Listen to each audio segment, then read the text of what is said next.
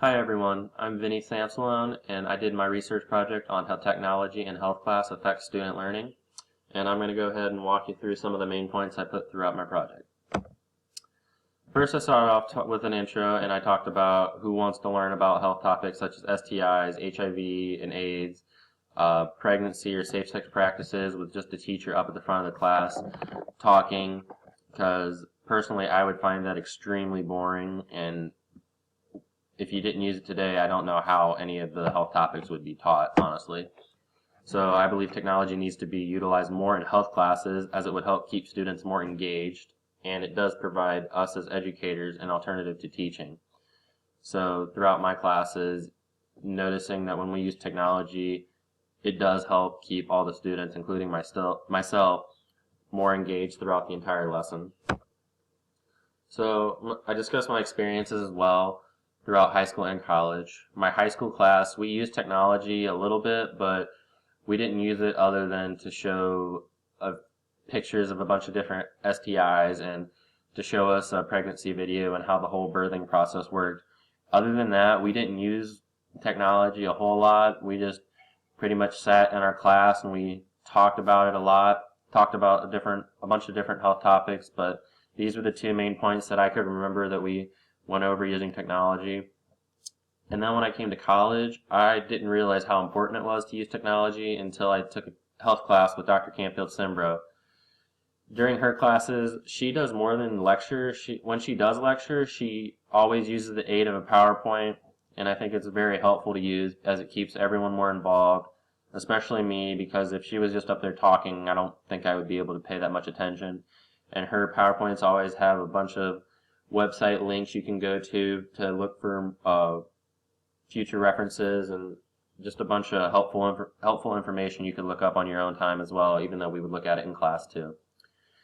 Even a couple of classes I've had with her, we looked up, she showed us a cartoon video about pregnancy and how the whole process works. And this video, when we first saw it, we weren't thinking that it would be very helpful or informational, but after watching it, it was very helpful and it was very entertaining as well, and it kept every single person in my class pretty involved throughout the class, and I really like how she uses technology throughout almost every lesson she teaches. Some challenges of utilizing technology in classrooms. I believe utilizing technology has a positive effect on student learning because it encourages us as students to pay more attention during class, and since it has a more positive effect, there are some challenges in today's world. Some challenges today are to using more technology in the classrooms, regardless of the class, is when teachers who have been teaching for a long time do not want to learn how to use a new teaching style because they're so comfortable with what they're doing, they're just afraid of change, and they would rather just teach their own way. So, and then I titled this one Educators' Limitations. So for faculty members to use any instructional technology, they must be comfortable with it and see it as a convenient and beneficial tool. And they may also limit themselves to their own preference. Like I said earlier, that if they like the way that they were teaching before and someone gives them constructive criticism, they may not like that, and they may just stick to their own original way that they like how to do it. So that's one challenge.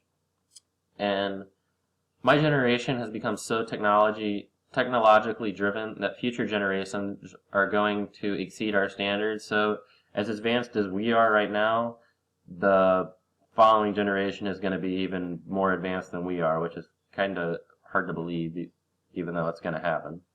And as educators, we need to accept that this change is occurring, and we need to start using technology to our advantage by teaching students differently. So we can't just limit ourselves to our one favorite style of teaching. We need to enhance the ways of how we teach our students, because everyone learns in such a different way.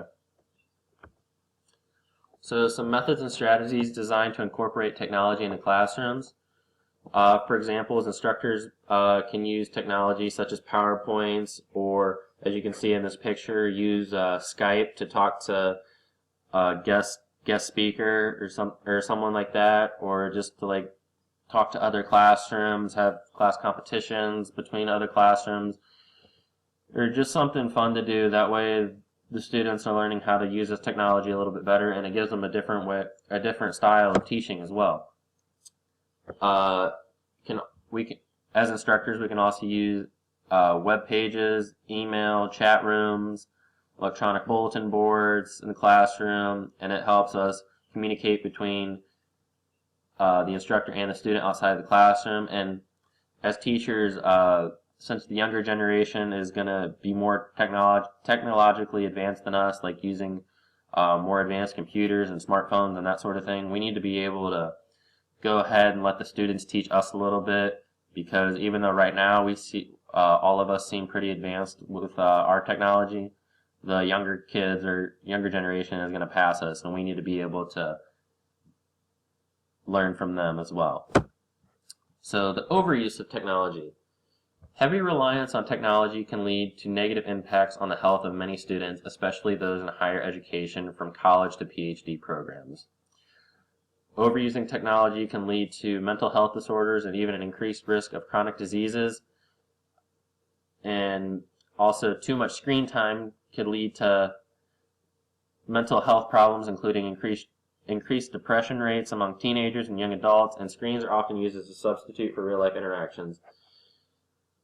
Personally, I've seen this a lot because I've noticed some of people from high school and even some in college, they don't really some people don't really go out and do anything. They would rather just stay on their phones and talk to each other on Twitter or Facebook or something. And people need to realize that talking to each other online can be helpful, but not if you're doing that for your only daily interactions, and that's not a healthy thing to do. So people need to learn that they need to go outside and learn how to be social. Learn how to be a little bit more social than just always relying on technology to talk to someone for you, because that doesn't allow you to get to know anyone or anything like that. And continuing technology, as I just said, need to go outside, learn how to talk to people, do that sort of thing, because people are so addicted to something like their phones. All we do, you can see a bunch of people, probably yourself even does it a lot.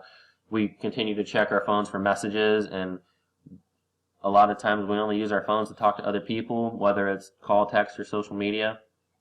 And this is also the primary reason we need to go outside and be physically active. Overuse can lead to higher blood pressure, higher blood glucose levels, and obesity rates are related to spending long periods of time sitting in front of a screen. So if you spend a lot of time in front of a screen, many times a lot of people turn into couch potatoes, and when you turn into a couch potato, you just sit there and you eat a lot of junk food, and that just helps lead to higher obesity rates. And then one of the most common trends that I've seen and other people have told me is that they continually check their phones before they go to bed, and many people watch Netflix or check social media prior to going to sleep, and all this can lead to sleep deprivation, and this should cause you to be more tired in the next morning, when if you just go to sleep, you would feel pretty energized. So technological advances in schools during observations. I've observed a few different schools, and I've noticed utilizing technology is in a very positive manner, and it contributes to learning. They provide a bunch of different facets to include PowerPoint presentations, and as this quote from one of my articles was, examples of behavior that technology is changing classrooms is simply that education now extends beyond the classroom walls. Textbook is becoming extinct. There's a change in the student and teacher roles. Classrooms are becoming more collaborative, and technology in the classroom allows teachers to deliver more personalized training. And several of the schools that I observed have started using iPads and laptops in their classrooms, and they have tried to quit using textbooks as much, because it's easier to just not go through all the new updated textbooks and that sort of thing. And I thought this was a sign that many educators are opening up to using new teaching methods, and technology is so advanced that students are educating their teachers and professors on how to use certain types of technology or programs as well. and why technology should be in a health class. I'm not going to go ahead and read all this, but these are just 10 different reasons that I found, which, even though they're from 1998, I agree with every single one of them, and they could all be applied today. And I honestly couldn't imagine how the challenge it would be to learn about health topics without using current technology, because throughout high school and college, my teachers all use technology. My high school, not so much, but especially my college professors have used technology a lot, and it's been very helpful. I interviewed my high school teacher as well, just to talk about if there's been any advances since I had left high school, which was now 4 years ago, just to see if they were using technology a little bit more. And she said they were trying to use it a little bit more by using PowerPoint presentations on the smartboard she has in her classroom. They still watch the pregnancy video to watch how the miracle of life is born and created. And she also talks about sexual activity and what could happen to them if they don't use protection. And they also show them the disturbing photos as well. And I was actually pleasantly surprised to see how much more they were trying to utilize technology in their health class, because it wasn't really required to do when I was in high school, but they're making great strides. And then the conclusion of my paper was, I believe that utilizing technology has a positive effect on student learning, and it encourages students to pay more attention. In order for schools to utilize technology during class, educators need to be more open to different strategies, as this is in the best interest of the students to keep them more engaged. Accepting technology in all health classes is needed, as it allows health educators to give students a more in-depth look at certain health subjects, to include STIs, pregnancies, and contraception. Then, I believe that was my last slide. Then I have my works cited page, and then I'm going to go ahead and find my infograph for you real quick. Then this is my infograph I created, and from the references I found, they gave me a few different charts of gender preferences of educators who prefer different types of technology just based on their gender. And I thought this was really interesting to use or to find, because it kind of shows and expresses the willingness of more current educators to be more open to teaching students with technology. Then, as a final statement for my research project, is I strongly believe that all teachers and educators in the health classroom need to utilize technology to their advantage and use it as much as possible. And that's the screencast of my research project. So if you have any other questions, just let me know. Thanks for listening.